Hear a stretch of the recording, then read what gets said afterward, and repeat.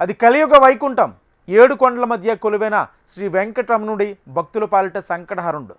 దేశం నలుమూల నుంచే కాదు, ప్రపంచ నలుమూల నుంచి తిరుమలేశుని దర్శనం కోసం కోట్లాది భక్తులు తరలి వస్తారు. అలాంటి పవిత్ర పుణ్యక్షేత్రం చుట్టూ ఎందుకు ఇన్ని చర్చలు, ఎందుకు ఇన్ని వివాదాలు? తిరుమల మాత్రమే కాదు, ఆంధ్రప్రదేశ్లోని పలు దేవాలయాల్లో చోటు చేసుకున్న పరిణామాలు భక్తుల్లో పలు సందేహాలకు తావిస్తున్నాయి.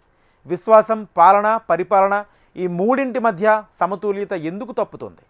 భక్తులు ఏమంటున్నారు? పాలకుల వాదన ఎలా ఉంది?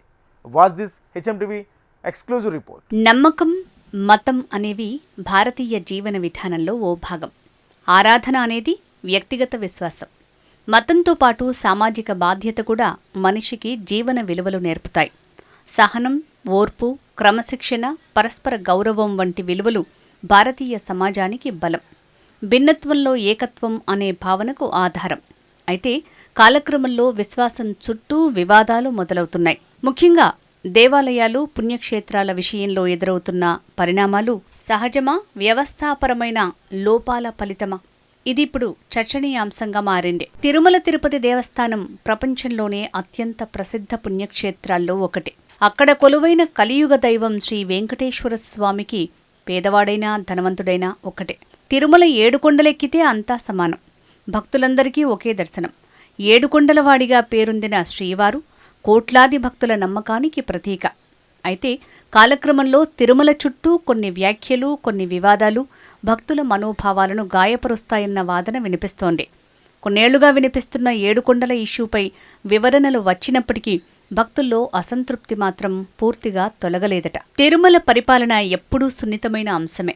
ఎందుకంటే ఇది కేవలం సంస్థ కాదు, కోట్లాది భక్తుల విశ్వాసానికి సంబంధించిన వ్యవహారం. పింక్ డైమండ్ వ్యవహారం వంటి వివాదాలు తీవ్ర చర్చకు దారితీశాయి. విచారణ తర్వాత అవి రాజకీయ ఆరోపణలుగానే మిగిలిపోయాయి.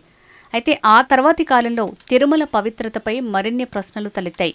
ప్రసాదాల నాణ్యత, ఆలయ నిబంధనల అమలు, ట్రస్ట్ బోర్డు నియామకాలు, డిక్లరేషన్ విధానాలు, ఇలా ఎన్నో అంశాలు భక్తుల్లో సందేహాలకు కారణమయ్యాయి. అసలు ఈ లోపం వ్యవస్థలోనా, అమలులోనా అన్న చర్చ రీసౌండ్ చేసింది. తిరుమలతో పాటు ఇతర దేవాలయాల్లో చోటు చేసుకున్న ఘటనలు కూడా తీవ్ర చర్చకు దారితీశాయి. అంతర్వేదిలో రథం దగ్ధం, ఉత్తరాంధ్రలో విగ్రహాల ధ్వంసం ఘటనలు యాదృచ్ఛికమా లేక భద్రతా లోపాల ఫలితమా?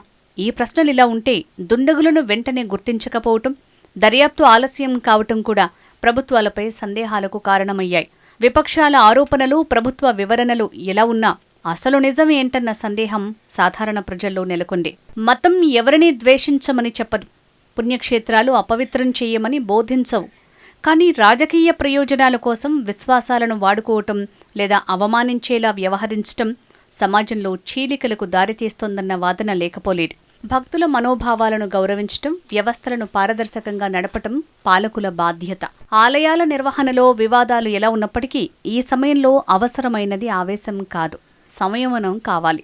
అలాగే విశ్వాసాన్ని రాజకీయాలకు అతీతంగా ఉంచటం, దేవాలయాల పవిత్రతను కాపాడటం, అన్ని వర్గాల మధ్య సామరస్యాన్ని పెంపొందించటం, స్వార్థ ప్రయోజనాల కోసం పుణ్యక్షేత్రాలను వివాదాల్లోకి లాగకుండా వ్యవస్థలను బలోపేతం చేయటమే దేశానికి, సమాజానికి శ్రేయస్కరం.